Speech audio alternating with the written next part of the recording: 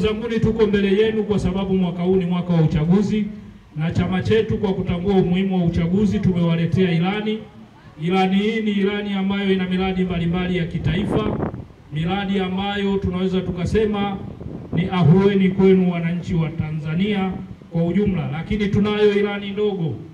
Ilani hapa, ilani hii ni mahususi kwa miradi mbalimbali ndani ya mkoa wetu wa Songwe.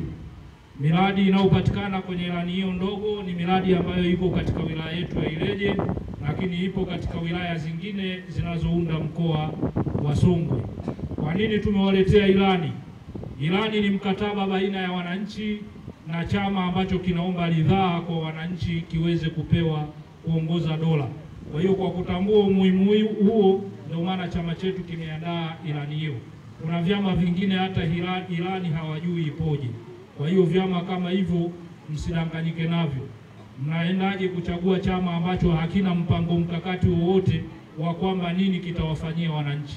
Kwa hiyo Chama cha Mapinduzi kwa kutambua umuhimu wa kumuondolea kero mwananchi mnyonge wa Tanzania, ndio maana kikaandaa hiyo ilani. Lakini jambo la pili, ndugu zanguni, Chama cha Mapinduzi tumewaletea wagombea bora. Sio bora wagombea, bali wagombea bora. Tunaye mgombea wa urais Daktari Samia Suluhu Hassan, sidhani kama kuna mtu ana mashaka naye.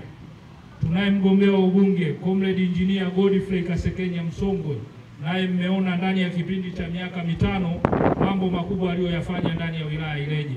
Lakini mwisho tunaye mgombea wa udiwani Comrade Omari Ambilikile Kamendu, ni mwana wenu, mnamfahamu vizuri.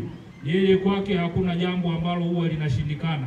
Kwa hiyo mkishirikiana naye, nina imani maendeleo yatakuja.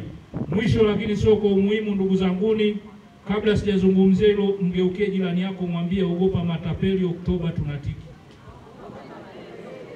Kwa nini nimeongea hivyo? Kuna matapeli wanazunguka huko, wameanza kuleta propaganda nyeusi, wanasema kwamba Oktoba 29 siku kutakuwa na maandamano siku na vitu kama hivyo. Ndugu zanguni, Chama cha Mapinduzi tunawaomba na kupitia serikali yetu ya Jamhuri ya Muungano wa Tanzania tunawahakikishia kwamba kutakuwa na amani, kutakuwa na utulivu, kutakuwa na usalama zaidi ya mbinguni. Tumeelewana ndugu zanguni? Yaani amani, usalama na utulivu tarehe 29 Oktoba itakuwa zaidi ya mbinguni. Si mnafahamu amani, usalama na utulivu unaopatikana mbinguni? Hasa Oktoba 29 itakuwa zaidi ya mbinguni. Kwa nini tunasema hivyo?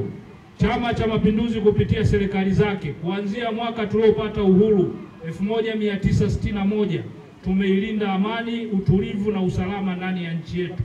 Tutashindwa kwa siku moja ndugu zanguni? Yaani tulinde amani, usalama na utulivu kwa miaka yote hiyo, tushindwe Oktoba 29? Kwa hiyo niwaombe wana Mbebe, niwaombe wana Ileje, Oktoba 29 tuombe uzima tu, tuamke salama, twende tukapige kula. Hakuna mtu yoyote ambaye ataletewa bugudha ya aina yoyote ile. Baada ya kusema hayo machache, sasa DJ naomba utukaribishie mgombea wetu wa ubunge aje amwage sera.